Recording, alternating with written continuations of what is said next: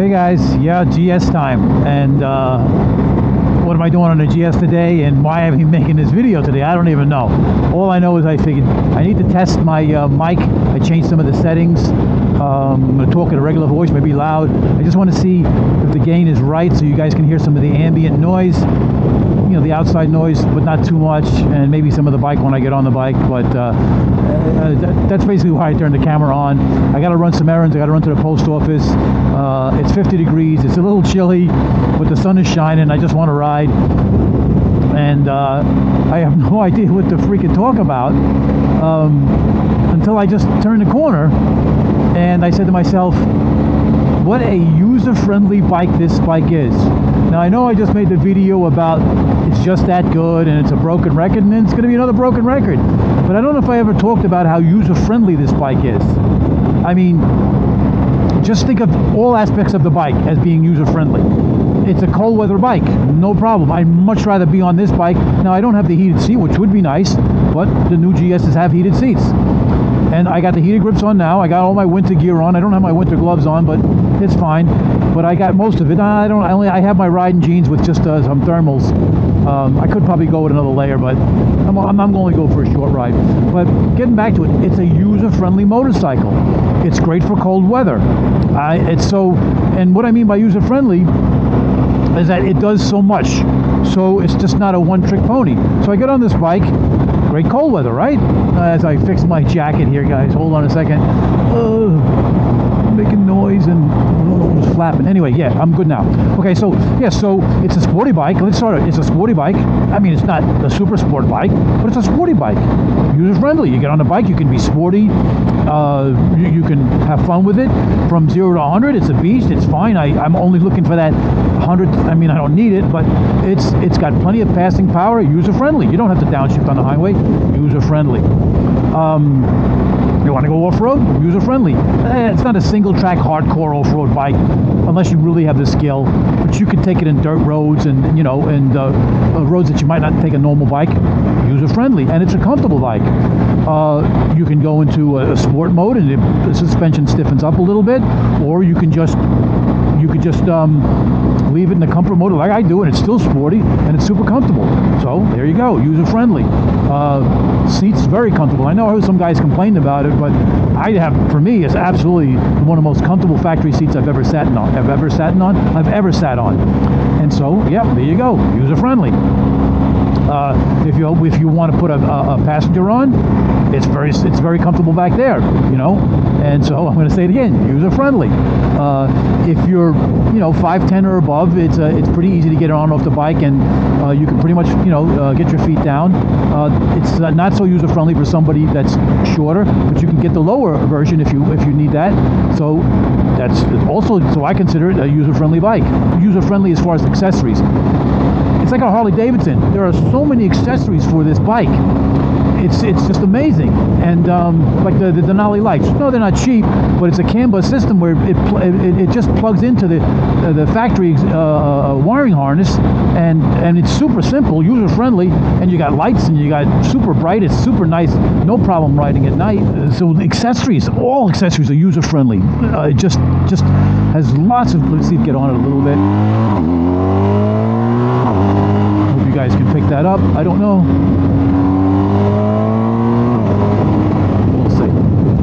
Like I said, I'm testing the mic too.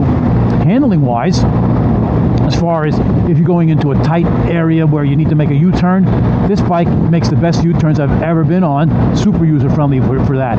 Very nimble for its size. I mean, I don't consider it a big bike, but some people do. I mean, if you're coming off a 300, I guess it's a big bike, but whatever. So I consider that user-friendly. It's just so easy to maneuver. Yeah, it's not an all-out sport bike, because I do like sport bikes, but it's peppy, it's fast. You don't have to downshift it or anything. So the overall riding dynamics of this bike is just amazing. It just covers so much. But another thing that's huge as user-friendly to me is the maintenance.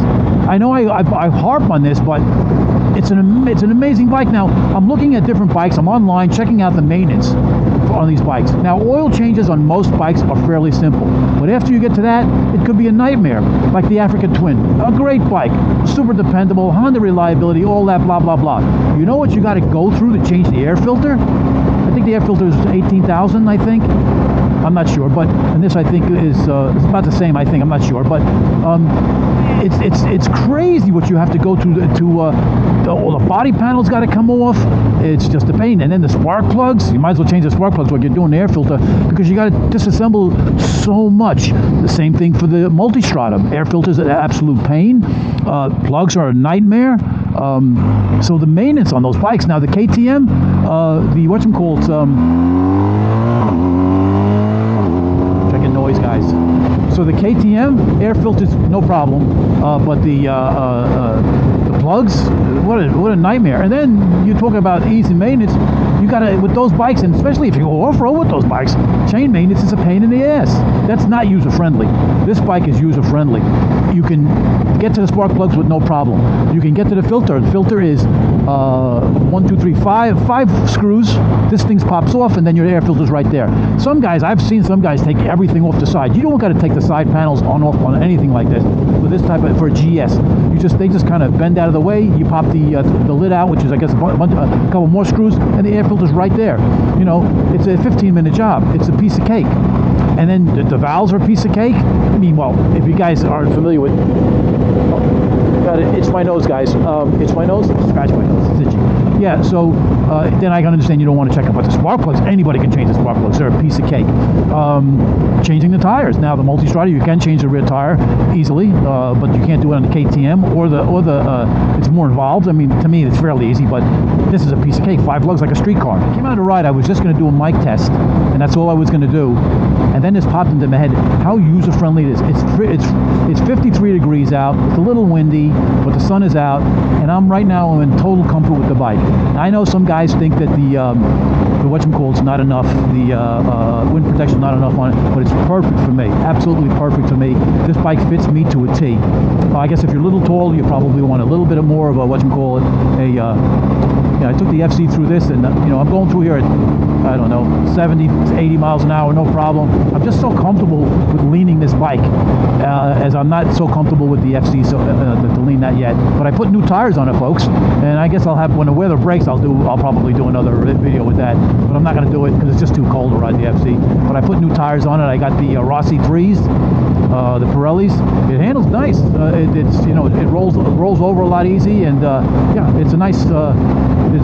They're nicer. They got more confidence than the other ones,